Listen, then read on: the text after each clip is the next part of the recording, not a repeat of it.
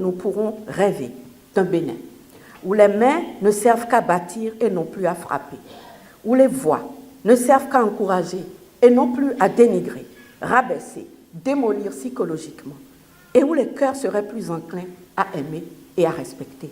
C'est sur cet espoir de la présidente de l'Institut national de la femme que s'ouvre une nouvelle page de la lutte contre les violences basées sur le genre qui s'écrit avec l'édition 2024 de la campagne mondiale des 16 jours d'activisme contre les violences à l'égard des femmes et des filles. Cette campagne annuelle est une opportunité de renouveler l'engagement collectif à éradiquer ce mal. Durant ces 16 prochains jours, nous allons tous ensemble multiplier les actions de sensibilisation, de prévention et de prise en charge des victimes. Nous allons tendre la main à toutes celles et ceux qui souffrent en silence, leur offrant un soutien inconditionnel et les encourageant à briser le mur de l'omerta.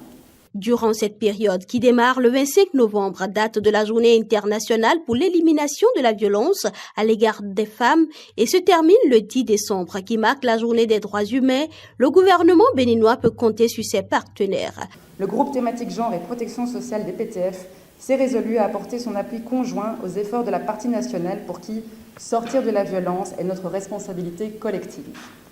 Nous encourageons donc le gouvernement qui, face à cette situation, a pris de nombreuses mesures pour accélérer les poursuites contre les auteurs de ces crimes, de ces violences et augmenter le nombre d'activités de protection et de prévention. Au nom des partenaires techniques et financiers, en réaffirmant notre volonté de continuer l'appui conjoint du groupe genre et protection sociale à cette noble cause. Ensemble, nous devons sensibiliser, renforcer les efforts de plaidoyer et partager des innovations pour éliminer une fois pour toutes la violence envers les femmes et les filles. Selon la présidente de l'Institut national de la femme, la lutte contre les violences à l'égard des femmes et des filles ne saurait se faire sans les hommes.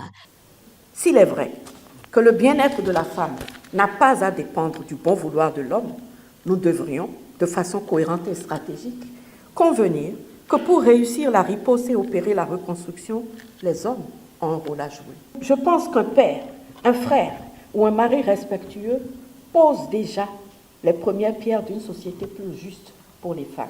S'inspirant du thème de cette édition de la campagne « Riposter et se reconstruire après les violences », l'Institut national de la femme a conçu une série de 7 activités pour amplifier ses efforts de lutte contre les violences basées sur le genre.